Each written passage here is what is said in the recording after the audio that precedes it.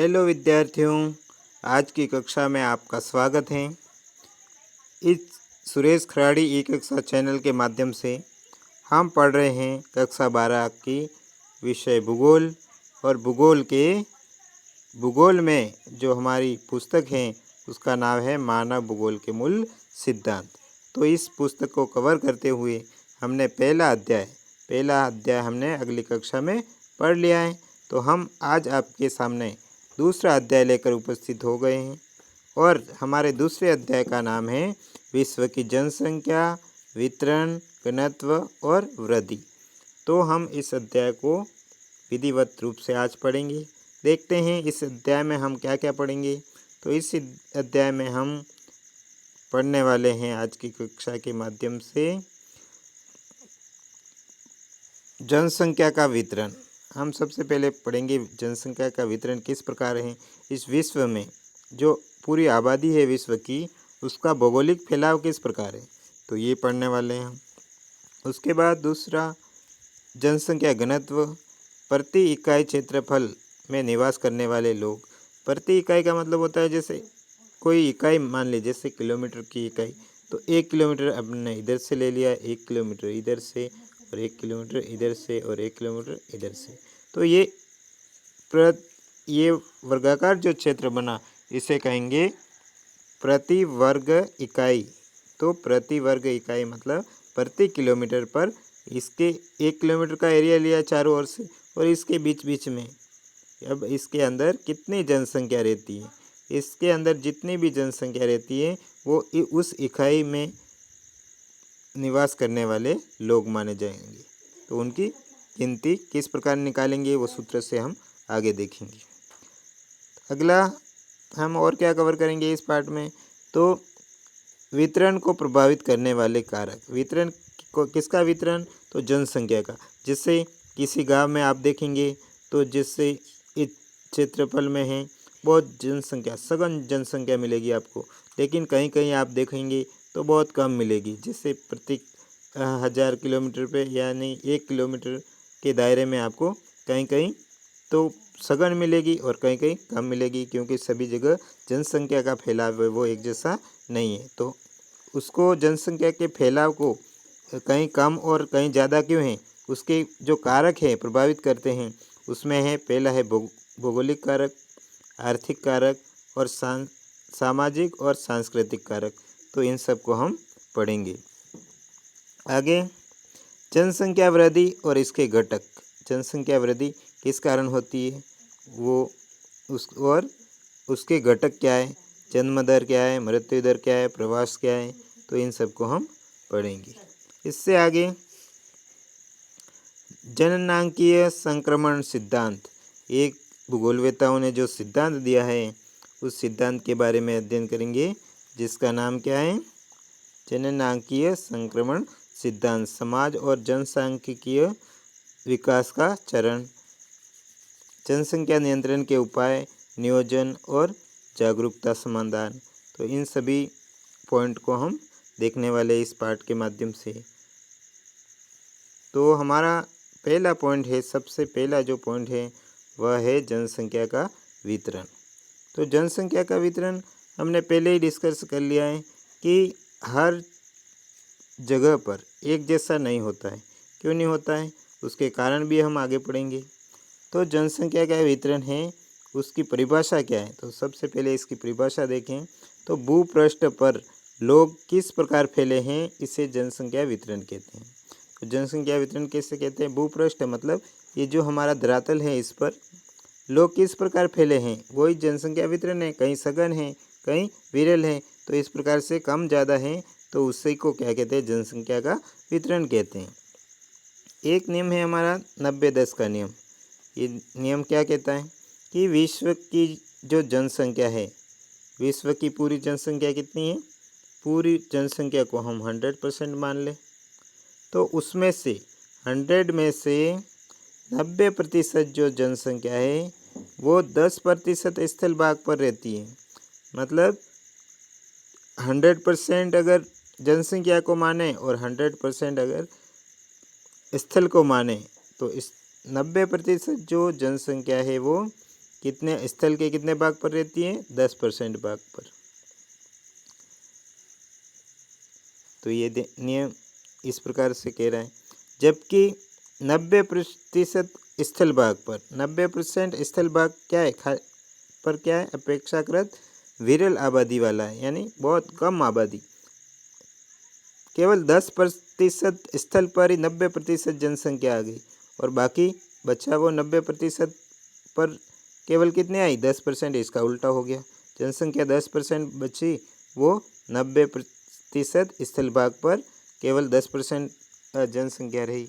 इसका मतलब ये नियम, इस नियम के आधार पर हमें यह सिद्ध हो गया कि हर जगह पर, हर स्थान पर जो जनसंख्या का घनत्व है, प्रति वर्ग किलोमीटर पर जो जनसंख्या का घनत्व पाया जाता है, वो कहीं तो क्या होगा? सघन होगा, बहुत ही ज़्यादा होगा, और कहीं क्या होगा? बहुत ही कम होगा, तो विरल होगा। यानी इसमें जैसे इसमें बहुत ज़्यादा सघन है और इसमें कम है, तो इस प्रकार से सघन और विरल अलग अलग क्षेत्र में अलग अलग प्रकार की जनसंख्या पाई जाती हैं। उसे ही क्या कहते हैं? जनसंख्या घनत्व कहते हैं। शीर्ष देश, अगर शीर्ष देश की बात करें हम, तो शीर्ष देश क्या कहलाते हैं? तो सर्वाधिक जनसंख्या वाले, कौन से? सर्वाधिक जनसंख्या वाले, सर्वाधिक जनसंख्या वाले जो देश हैं, विश्व के सर्वाधिक जनसंख्या वाले देश जो 10 देश हैं, उसमें से विश्व के सबसे अधिक आबादी वाले देशों में दुनिया का जो लगभग जो 60% जनसंख्या रहती है, और यानी 10 देशों में मिला के, केवल कितने देशों में? 10 देश हैं ये जो सघन आबादी वाले, उसमें पूरे विश्व की जो जनसंख्या है उसका कितना % हिस्सा है? यानी 10 देशों में ही 60% जनसंख्या रहती है, और बाकी जो बचे पूरे देश, वो उनमें 40%। तो 10 देशों में ही कवर कर लिए कितनी? 60% आबादी। तो ये फैक्ट आपको याद रखना है, और इस जनसंख्या वितरण का कोई प्रश्न आ जाए तो उसमें आप ये लिख पाओगे। इनमें से 6 देश एशिया महाद्वीप के हैं, और इन 10 देशों में से भी जो 6 देश पड़ते हैं सर्वाधिक जनसंख्या वाले, वो किस महाद्वीप के हैं? एशिया महाद्वीप के। अगर हम बात करें कि ये जो 10 देश से शीर्ष देश हैं, उसमें कौन कौन से देश आते हैं? तो इसमें आएंगे चीन, उसके बाद आएगा चीन है, भारत है, क्योंकि हम ये 6 देशों की बात कर रहे हैं। चीन है, भारत है, पाकिस्तान है, बांग्लादेश है। तो ये मुख्य 4 अपने पड़ोसी देश है जो इन 6 देशों में आते हैं, और इसके आसपास के और भी 2 देश हैं जो इन 6 देशों में आते हैं और सर्वाधिक जनसंख्या वाले हैं। तो इस प्रकार से हर स्थान और जगह के आधार पर जनसंख्या अलग अलग होती है, और सघन और विरल होती है। हमारा अगला पॉइंट है जनसंख्या का घनत्व। जनसंख्या का घनत्व को परिभाषित करना है, तो किस रूप में परिभाषित करेंगे? तो इसकी परिभाषा लिखनी है तो हमें लिखना पड़ेगा कि प्रति वर्ग इकाई 1 किलोमीटर में निवास करने वाले व्यक्तियों की संख्या को जनसंख्या घनत्व कहते हैं। मतलब हमने देखा था कि 1 वर्ग किलोमीटर मतलब इस प्रकार से इधर से और इधर से ये एक वर्ग बना दिया, मतलब ये एरिया लिया वो भी कितना लिया? 1 किलोमीटर का। ये एरिया लिया वो भी 1 किलोमीटर, ये भी 1 किलोमीटर, ये चारों तरफ से 1-1 किलोमीटर का एरिया ले लिया, और इसमें फिर पता लगाया, गिना कि कितने लोग रहते हैं इस एरिया में, तो वो क्या कहलाता है? इसका जनसंख्या घनत्व कहलाता है। यानी 1 किलोमीटर के दायरे में कितने लोग रहते हैं वो क्या कहलाता है? जनसंख्या घनत्व कहलाता है। अब जनसंख्या घनत्व निकालने का सूत्र क्या है? तो आपको ये सूत्र याद रखना है। तो इसका सूत्र है हमारा जनसंख्या घनत्व बराबर कुल जनसंख्या घनत्व बराबर कुल जनसंख्या भाजक कुल क्षेत्रफल। तो इसका आपको सवाल करने के लिए आ सकता है तो ये आपको सूत्र याद होगा तो आप सवाल आराम से कर पाएंगे इस प्रकार का। तो सूत्र याद रखना है, कुल जनसंख्या में अगर क्षेत्रफल का भाग लगा देंगे कुल क्षेत्रफल का, तो हमारे क्या प्राप्त हो जाएगा, जनसंख्या घनत्व। जैसे यहाँ उदाहरण एक दिया है कि यदि किसी क्षेत्र का क्षेत्रफल 100 वर्ग किलोमीटर है और उसकी कुल जनसंख्या है वो 1,50,000 है, तो घनत्व ज्ञात कीजिए। तो ऐसा आ जाए तो आप क्या करोगे कि जनसंख्या कितनी है, तो 1,50,000, तो आप करेंगे 1,50,000 में 1,50,000 में किसका भाग लगाएंगे, अपना सूत्र है कि जनसंख्या घनत्व निकालना है, तो कुल जनसंख्या भाजक कुल क्षेत्रफल, तो कुल जनसंख्या हो गई हमारी 1,50,000 और क्षेत्रफल कितना है, तो क्षेत्रफल कितना है 100 वर्ग किलोमीटर, तो बट्टे 100। फिर आप काटोगे तो 0 से 2 जीरो कट गए, तो रहा क्या 1500 रहे। तो इस प्रकार अपना उत्तर क्या आ गया, 1500 व्यक्ति प्रति किलोमीटर। मतलब 1 किलोमीटर में कितने लोग रहते हैं, 1500 लोग रहते हैं। तो इस प्रकार से पूरे 100 वर्ग किलोमीटर, वो बड़ा एरिया था, 100 वर्ग किलोमीटर का दे रखा था और हमने कितने का निकाला, 1 वर्ग किलोमीटर का निकाला। तो इस इतने 1 वर्ग किलोमीटर में कितना उत्तर आया हमारा, 1500 वर्ग किलोमीटर।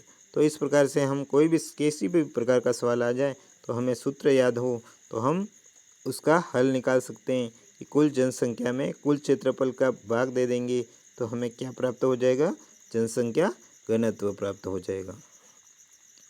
तो आप समझ गए होंगे कि जनसंख्या घनत्व किस प्रकार निकालते हैं। बढ़ते हैं अगले पॉइंट को कवर करने के लिए। हम अगला हमारा पॉइंट है जनसंख्या को वितरण करने वाले जनसंख्या का जो वितरण है उसको प्रभावित करने वाले कारक। तो जनसंख्या के वितरण को कौन कौन से कारक प्रभावित करते हैं, तो उसमें मुख्य रूप से जो कारक प्रभावित करते हैं भौगोलिक कारक।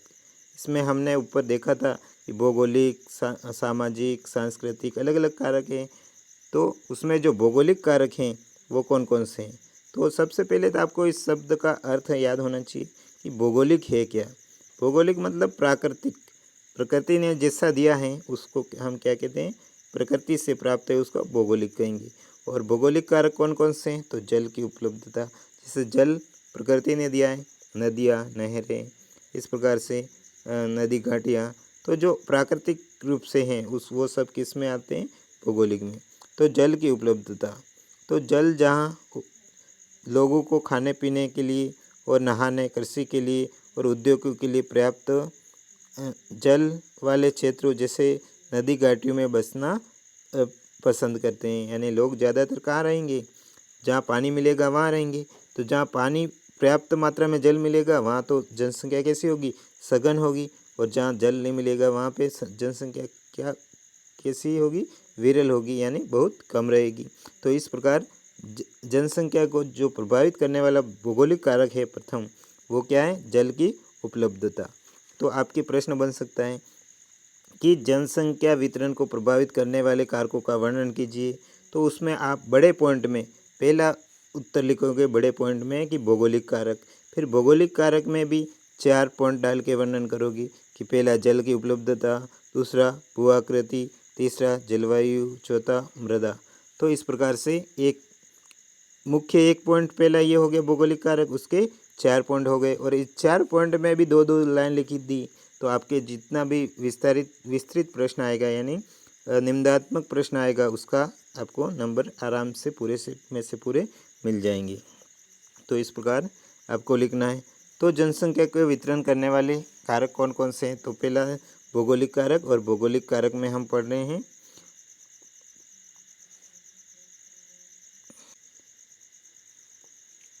तो भौगोलिक कारक में हम पढ़ रहे हैं पहला है जो जल की उपलब्धता। तो आपको समझ में आ गया होगा, जहाँ जल आसानी से मिल जाता है वहाँ जनसंख्या कैसी होती है, सघन होती है। और जहाँ नहीं मिलता है वहाँ पे विरल होती है। दूसरा हमारा पॉइंट है भौगोलिक कारक में जो दूसरा पॉइंट आता है वो कौन सा आता है, भू आकृति। यानी भू आकृति अलग अलग प्रकार की बनी होती है। भूमि की जो आकृति है वो अलग अलग है। क्यों, क्योंकि कहीं तो समतल मैदान होंगे और कहीं मंद ढाल, कहीं तो बिल्कुल समतल होगा, कहीं ऐसे हल्का हल्का ढाल होगा, मंद ढाल। और कृषि और परिवहन के लिए अनुकूल होते हैं, जबकि पर्वतीय क्षेत्र में बाधा होती है। जबकि समतल और ऐसे मंद ढाल, कम ढाल है, ज़्यादा ढलान नहीं है, वहाँ पर लोग क्या करेंगे, ज़्यादा बसेंगे। क्यों ज़्यादा बसेंगे? क्योंकि यहाँ पर क्या है, समतल जगह है और यहाँ पे सब प्रकार के साधन भी आराम से जाएंगे। और जहाँ पहाड़ियाँ होगी तो वहाँ वाहन को जाने में क्या होगी, वाहन को जाने में दिक्कत होगी और वहाँ लोग बसना पसंद नहीं करेंगे। तो इसलिए भू आकृति निर्भर करती है किस पर, भौगोलिक कारक के आधार पर। जहाँ भू आकृति समतल होगी वहाँ लोग ज़्यादा रहेंगे और जहाँ ऊबड़ खाबड़ जगह है वहाँ जनसंख्या विरल होगी यानी कम होगी। तो पहाड़ों में जनसंख्या कैसी होती है, बिल्कुल कम, और समतल और नदी के तटों पर है इस प्रकार से जो जनसंख्या होती है वो सबसे ज़्यादा होती है। अगला हमारा भौगोलिक कारक का जो पॉइंट है वो है जलवायु। तो जलवायु के आधार पर भी लोग अलग अलग प्रकार से रहते हैं। तो जलवायु कैसे प्रभावित करती हैं? तो जलवायु है वो अत्यधिक गर्म और ठंडी हो सकती है, तो मानव बसाव के लिए कठिन होती है। तो जहाँ जैसे आपको पता है कि कर्क रेखा पर सूर्य की किरणें सीधी पड़ती हैं, तो वहाँ पर कर्क रेखा के जो आसपास का क्षेत्र है, उत्तर और दक्षिण तक, कर्क रेखा के उत्तर और दक्षिण की ओर आसपास का क्षेत्र, तो उसमें क्या होगा, किरणें सीधी पड़ेगी, यहाँ गर्मी ज़्यादा पड़ेगी। तो गर्मी ज़्यादा पड़ने के कारण क्या होगा कि वहाँ जनसंख्या होगी वो कम होगी, और कम होगी वहाँ के लोग वहाँ यानी रहना कम चाहेंगे। और जहाँ समशीतोष्ण रहता है, समशीतोष्ण मतलब ना तो ज़्यादा गर्मी ना ज़्यादा सर्दी, तो उससे क्या कहते हैं, समशीतोष्ण वातावरण। तो समशीतोष्ण जो क्षेत्र होता है वहाँ अधिक लोग बसते हैं, यानी वहाँ जनसंख्या ज़्यादा रहती है। अगला हमारा पॉइंट है भौगोलिक कारक में, चौथा पॉइंट वो तीसरा हो गया जलवायु और चौथा मृदा। तो मृदा किस प्रकार से प्रभावित करती है? तो मृदा है वो उपजाऊ मृदा होगी वहाँ लोग ज़्यादा रहेंगे, और उपजाऊ मृदा नहीं होगी वहाँ लोग कम रहेंगे। तो उपजाऊ दोमट मिट्टी वाले क्षेत्रों में गहन कृषि का आधार बनते हैं और वहाँ लोग अधिक निवास करते हैं। तो जहाँ मृदा उपजाऊ होगी, मृदा मतलब मिट्टी उपजाऊ होगी, वहाँ ज़्यादा लोग रहेंगे, और जहाँ उपजाऊ नहीं होगी मृदा वहाँ पर लोग कम रहेंगे। तो इस प्रकार जनसंख्या के वितरण को प्रभावित करने वाले जो मुख्य कारक थे वो कौन कौन से थे, हमने इसका अध्ययन कर लिया है। उसमें भी कौन से कारक, भौगोलिक कारक। तो भौगोलिक कारक मुख्य रूप से 4 हैं हमारे। कौन कौन से हैं? जल की उपलब्धता, भू आकृति, जलवायु और मृदा। एक एक को हमने समझ लिया है।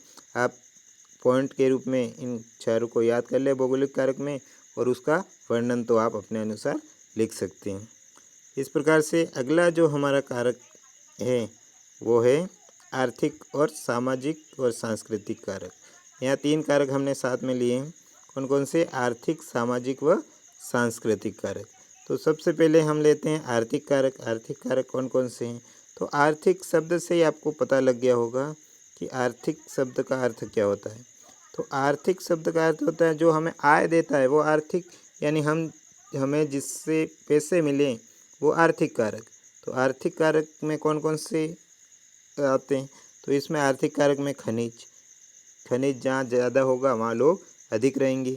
जैसे कहीं कहीं पर तांबा निकल रहा है, तो तांबा निकल रहा है तो वहाँ खदानें होगी, और वहाँ लोग काम करने के लिए आसपास के शहरों में रहेंगे, और गांवों से शहर की तरफ जाएंगे और वहाँ निवास करेंगे। तो इस प्रकार जहाँ खनिज होंगे विभिन्न प्रकार के, हो सकता है तांबा का उदाहरण लिया हमने, लेकिन लोहा अयस्क हो और सीसा जस्ता हो, तो अलग अलग के जो खनिज हैं वहाँ पर निकलते हैं, वहाँ पर सघन जनसंख्या होगी। तो इस प्रकार आर्थिक कारक में जो खनिज है वो प्रभावित करते हैं कि जनसंख्या कहाँ कम रहती है और कहाँ ज़्यादा रहती है। दूसरा है नगरीकरण। बेहतर शिक्षा, स्वास्थ्य और रोजगार के अवसर लोगों की लोगों को शहरों की ओर खींचते हैं। लोग नगरीकरण का मतलब होता है गाँवों से नगर की ओर पलायन करना। तो गाँवों से लोग नगर में क्यों जाते हैं? क्योंकि वहाँ शिक्षा यानी शिक्षा की गुणवत्ता युक्त शिक्षा पाने के लिए स्वास्थ्य मतलब हॉस्पिटल ज़्यादा होते हैं और विकसित होते हैं। गाँवों में ऐसे मिलते नहीं हैं, इसलिए लोग नगरों में जाते हैं, शहरों में की ओर पलायन करते हैं। और रोजगार के अवसर, वहाँ काम भी मिल जाता है तो वहाँ काम करने के लिए लोग जाते हैं। तो इस प्रकार नगरीकरण होता है। तो नगरीकरण मतलब गाँवों से शहरों की ओर जाना। अगला पॉइंट है हमारा औद्योगिकरण। तो कारखाने बड़ी संख्या में श्रमिकों को रोजगार प्रदान करते हैं, जिससे जापान का ओसाका मतलब औद्योगिकरण मतलब उद्योग लगना। जहाँ उद्योग हैं वहाँ लोग काम करने के लिए जाएंगे और उसके आसपास रहेंगे। तो जहाँ उद्योग होंगे, जैसे जापान में ओसाका क्षेत्र है, वहाँ बहुत प्रकार के उद्योग लगे हुए, तो वहाँ पर जनसंख्या भी सघन जनसंख्या है। तो इस प्रकार जो आर्थिक कारक में प्रभावित करते हैं, आर्थिक कारक के रूप में खनिज नगरीकरण और औद्योगिकरण, ये तीनों प्रभावित करते हैं। पहले हमने पढ़ा था भौगोलिक कारक में 4 प्रभावित करते हैं, आर्थिक कारक में 3 पॉइंट आपको याद रखने हैं और सामाजिक और सांस्कृतिक कारक में भी 3 पॉइंट याद रखने हैं। तो सामाजिक और सांस्कृतिक कारक जनसंख्या को कैसे प्रभावित करता है? तो इसमें धार्मिक सांस्कृतिक महत्व रखने वाले स्थान, जैसे आप मान लीजिए कहीं एक मंदिर है, क्या है? मंदिर है, और वहाँ मंदिर है तो वहाँ पर लोग आएंगे, वहाँ पर लोग यात्रा पर आएंगे, और वहाँ यात्रा पर आएंगे तो वहाँ पर आसपास लोग सघन बस्तियाँ होगी। जैसे आप मान लो अयोध्या, तो वहाँ पर लोग सघन बस्ती के रूप में आसपास में रहते हैं। क्यों? क्योंकि यात्री आते हैं तो उनके लिए वहाँ रोज़गार भी मिल जाता है और विभिन्न प्रकार की सुविधाएं उनको देने के लिए। तो इस प्रकार से वहाँ धार्मिक महत्व बनने के कारण जनसंख्या उस नगर की या उस शहर की बढ़ जाती है। सामाजिक अशांति, राजनीतिक अस्थिरता और युद्ध वाले क्षेत्रों से लोग पलायन करते हैं। यानी जहाँ से युद्ध हो जाते हैं वहाँ से लोग भाग के दूसरी जगह चले जाते हैं। तो वहाँ ये भी जनसंख्या को प्रभावित करते हैं कि वहाँ से जनसंख्या हटी और दूसरी जगह गई, तो वहाँ से जहाँ से निकले भागे वहाँ पर कम हो जाएगी, और जहाँ पहले से लोग रहते हैं उस शहर में चले जाएंगे तो वहाँ ज़्यादा हो जाएगी। सरकारी नीतियाँ, सरकार कई बार विरल आबादी वाले क्षेत्रों को में बसने के लिए प्रोत्साहन देती हैं। सरकार नई नई योजना निकालती है और कहती हैं कि गाँवों में रहो, गाँवों में अलग अलग प्रकार की सुविधाएं देने की कोशिश करती है कि नगरीकरण बढ़े नहीं और नगरों में जनसंख्या नहीं बढ़े, इसलिए अलग अलग योजनाएं निकाल के यानी सरकार है वो नीतियों द्वारा अलग अलग सुविधाएं देके लोगों को गाँवों में रहने के लिए प्रोत्साहित करती है।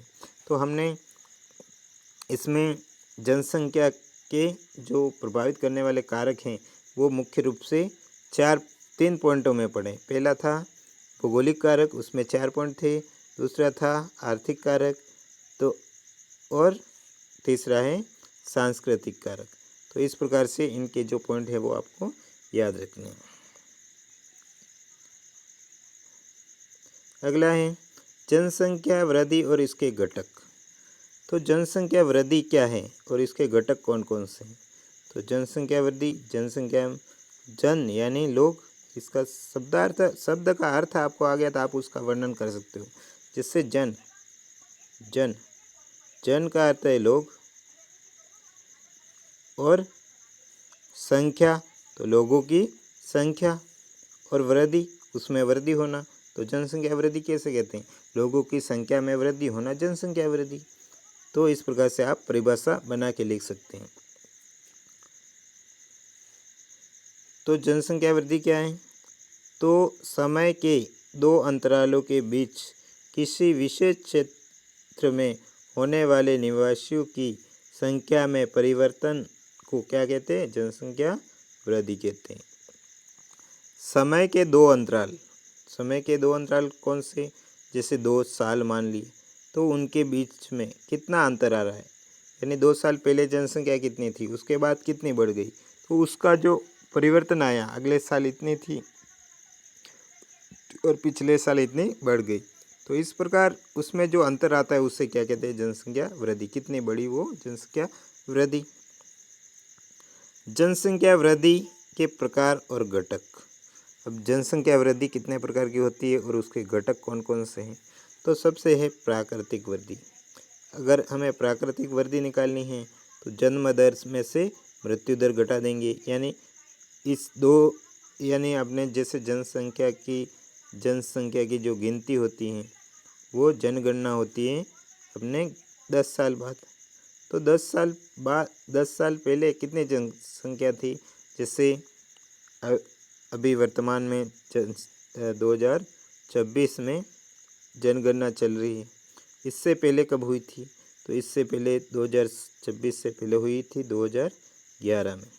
वैसे 10-10 साल में जनगणना होती है, लेकिन 2021 में होने वाली थी। 2011 के बाद कब होने वाली थी, 2021 में। लेकिन हुआ क्या, 2021 में कोरोना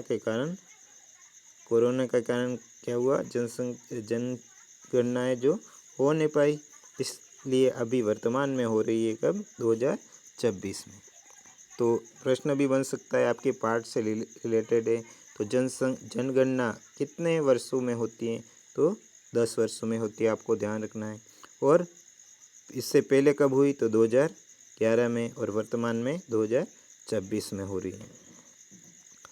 तो जनसंख्या वृद्धि के जो प्रकार हैं उसमें हम पढ़ रहे थे प्राकृतिक जनसंख्या वृद्धि।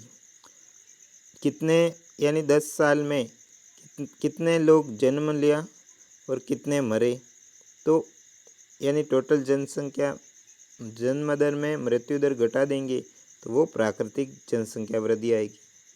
और वास्तविक जनसंख्या वृद्धि निकालनी है तो जन्म दर माइनस मृत्यु दर, जो पहले हमने सूत्र लगाया उसका जो उत्तर आएगा, उनमें से आप्रवास और उत्प्रवास दोनों को घटा देंगे, तो जोड़ देंगे तो क्या आ जाएगा, वास्तविक जनसंख्या वृद्धि आ जाएगी। उसके बाद धनात्मक वृद्धि, जब जन्म दर में से मृत्यु दर घटा दें तो कौन सी धनात्मक वृद्धि आ जाएगी। ऋणात्मक वृद्धि, जब जन्म दर से मृत्यु दर कम हो जाए, जन्म दर कम हो और मृत्यु दर ज़्यादा हो जाए तो ऋणात्मक वृद्धि होगी। और जन्म दर ज़्यादा है और मृत्यु दर कम हो जाए तो ऋणात्मक वृद्धि होगी। तो ये आपको ध्यान रखने हैं ये पॉइंट्स भी। प्रवास के प्रकार। अब प्रवास के कौन कौन से प्रकार हैं, तो प्रवास मतलब एक स्थान से दूसरे स्थान जाना, प्रवास कहलाता है। इसमें पहला है आप्रवास। सीधा प्रश्न आ सकता है कि आप्रवास क्या है, आप्रवास को परिभाषित कीजिए। तो प्रवासी जो किसी नए स्थान पर आते हैं, जैसे हमारे भारत में कोई व्यक्ति अमेरिका से आया, अमेरिका से कहाँ आ गया, भारत आ गया, तो उसको क्या कहेंगे, आप्रवास। मतलब वो आया है बाहर से, तो उसे क्या कहेंगे, आप्रवास। और उत्प्रवास की, आप्रवास मतलब बाहर देश से आना, और उत्प्रवास का मतलब होता है प्रवासी जो अपने मूल स्थान को छोड़कर किसी अन्य स्थान पर जाते हैं। मतलब जैसे भारत का है और वो कहाँ जा रहा है, अमेरिका में, तो उसे क्या कहेंगे, उत्प्रवास कहेंगे। तो समझ गए होंगे आप्रवास और उत्प्रवास। बढ़ते हैं आगे। अगला है प्रतिकर्ष कारक। अगला पॉइंट है प्रतिकर्ष कारक।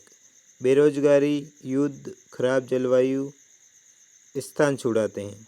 यानी एक तो जनसंख्या किससे प्रभावित करती है, उत्प्रवास और आप्रवास से।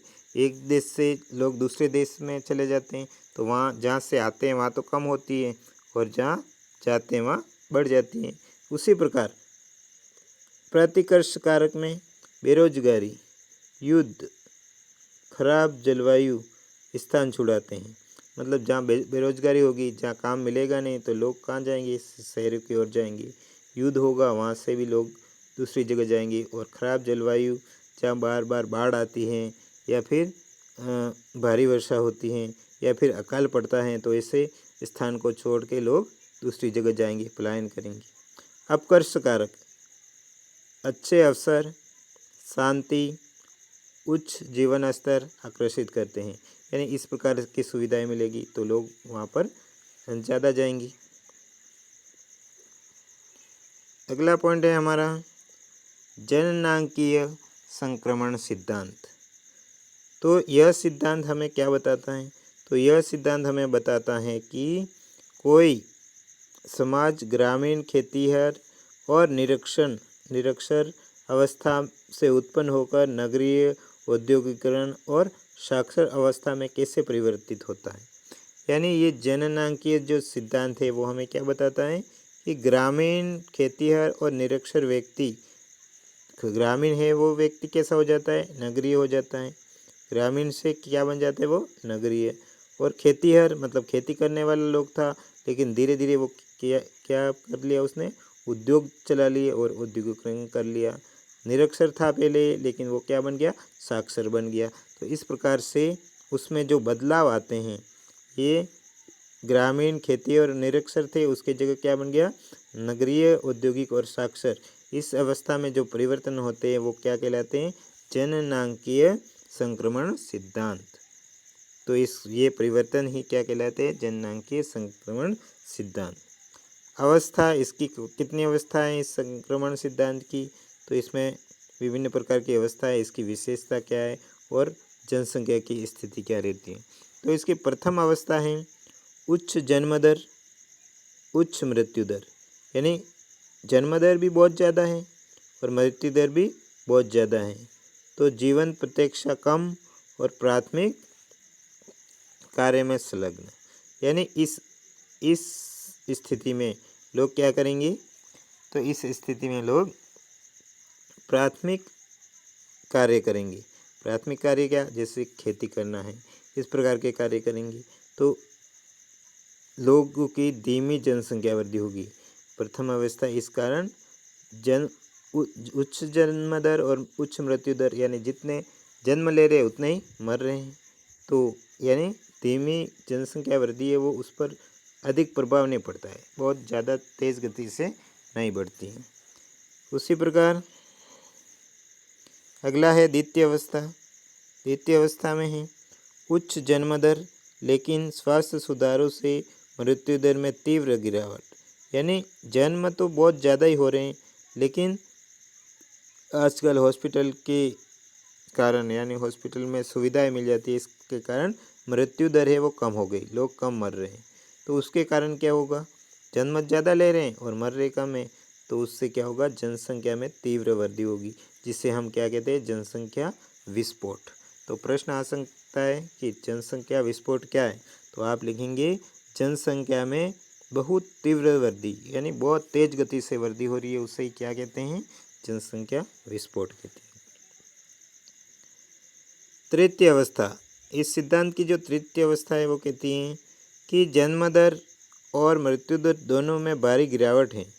क्या है? जन्म दर भी कम है और मृत्यु दर में भी कम है, लेकिन समाज साक्षर एवं नगरीय, समाज है वो क्या है? साक्षर हो रहा है और नगरों की ओर पलायन कर रहा है। तो इस अवस्था में जनसंख्या या तो स्थिर हो जाती है या धीमी गति से बढ़ती है। तो इस प्रकार से तीन अवस्थाएं इस सिद्धांत की, तीनों याद रखने हैं आपको और बढ़ते रहना आगे। अगला है हमारा जो अंतिम बिंदु है उसका हम अध्ययन कर लें। हमारा बिंदु है जनसंख्या नियंत्रण के उपाय। अब हमने ऊपर पढ़ा विभिन्न प्रकार के जनसंख्या को प्रभावित करने वाले कारक पढ़े, उसके घटक पढ़े और जनसंख्या कहाँ सघन है, कहाँ विरल है, उसका घनत्व पढ़ा। तो इस प्रकार से अब जनसंख्या को नियंत्रित करना है, यानी जनसंख्या को कम करना है, तो हमें क्या क्या करना पड़ेगा। तो इसका सीधा प्रश्न आता है कि जनसंख्या नियंत्रण के उपाय कौन कौन से हैं। तो सबसे पहला इसका उपाय है जनसंख्या कम करने के लिए परिवार नियोजन, यानी परिवार में बच्चों की संख्या कम रखना।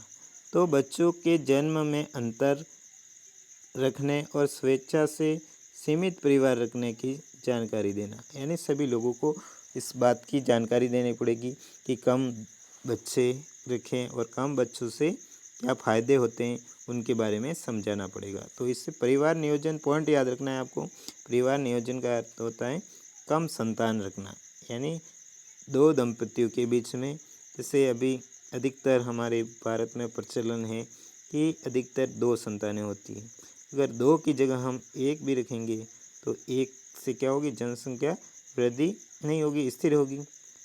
तो हमें इस प्रकार से परिवार नियोजन को अपनाना पड़ेगा। दूसरा है यानी लोगों को साक्षर करना पड़ेगा और परिवार नियोजन करना पड़ेगा, तब जनसंख्या का नियंत्रण होगा, यानी जनसंख्या को कंट्रोल कर पाएंगे। अगला बिंदु है गर्भ निरोधक सुलभता, यानी गर्भ निरोधक के यानी गर्भ धारण करने से बचने के लिए विभिन्न प्रकार की जो सुविधाएं मिलती हैं वो लोगों तक पहुंचानी पड़ेगी। तो उसमें स्वास्थ्य केंद्रों के माध्यम से सस्ते और सुलभ गर्भ निरोधक साधनों का उपलब्ध कराना, यानी हॉस्पिटल और आंगनवाड़ी के माध्यम से जो गर्भ निरोधक साधन हैं उनको लोगों तक पहुंचाना पड़ेगा। शिक्षा और जागरूकता, विशेषकर महिलाओं में शिक्षा के सुधार और विवाह के आयु में वृद्धि। तो महिलाओं में शिक्षा का ज़्यादा प्रचार करना पड़ेगा, तो जनसंख्या में कमी होगी और जनसंख्या को हम स्थिर कर सकते हैं। आर्थिक प्रोत्साहन, छोटे परिवार जोड़ों के लिए सरकारी प्रोत्साहन की योजनाएं, यानी सरकार ऐसी योजनाएं निकालें कि जिसके परिवार में सदस्य कम हो तो उसको फ़ायदा दिया जाए। तो धीरे धीरे इस प्रकार से सब लोग क्या करेंगे, परिवार को कम रखेंगे और कम रखेंगे तो जनसंख्या कम बढ़ेगी। तो सरकार को ऐसी योजनाएं निकालनी चाहिए। थॉमस माल्स का सिद्धांत, थॉमस माल्स का सिद्धांत क्या कहता है? माल्स के अनुसार जनसंख्या वृद्धि खाद्यान्न आपूर्ति की तुलना में अत्यधिक तीव्र वृद्धि होती है, जिससे अकाल और बीमारियां प्राकृतिक नियंत्रण का काम करती हैं।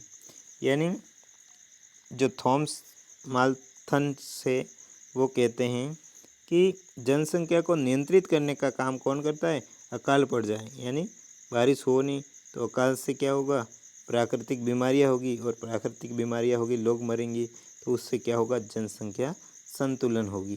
तो ये भी क्या है, इनका जो सिद्धांत था वो क्या है, जनसंख्या को कम करने के उपाय के रूप में सुझाव हमें सुझाता है। तो इस प्रकार से हमने पढ़े कि जनसंख्या को नियंत्रित करने के लिए, कम करने के लिए हम क्या क्या कर सकते हैं।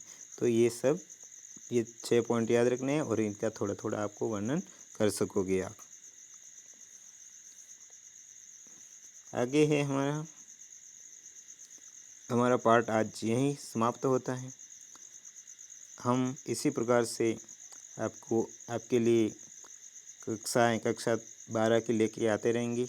इसके लिए आप सुरेश खराड़ी ई कक्षा चैनल को सब्सक्राइब कीजिएगा और बेल आइकन ज़रूर दबाएं ताकि आने वाली कक्षा का नोटिफिकेशन आपको समय पर मिल सके, और अपने मित्रों को कक्षा को शेयर करें और लाइक और कमेंट करें। अगली कक्षा में हम आपके सामने इस पाठ के, हमने 2 पाठ पढ़ लिए, पहला और दूसरा। तो पहला पाठ और दूसरा पाठ दोनों पढ़ लिए हमने। इसके जो महत्वपूर्ण नोट्स हैं उनको हमने पढ़ लिया है।